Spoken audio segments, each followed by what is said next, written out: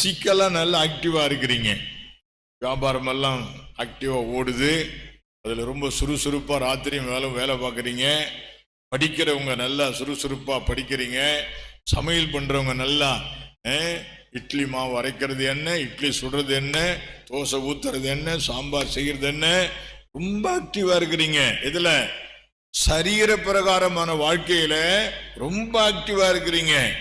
பேங்குக்கு போறது என்ன, போஸ்ட் ஆபீஸ் போறது என்ன, ஆபீஸுக்கு போறது, டியூட்டியை பார்க்கறது, காலையில 8 o'clock 8 o'clock வேலைக்கு போறது, நைட்டு 10 மணிக்குன்னா 10 மணிக்கு வேலைக்கு போறது.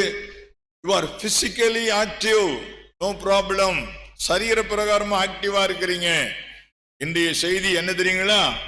B active spiritually. ஆவிக்குரிய பிரகாரமாக ஆக்டிவா இருக்க வேண்டும்.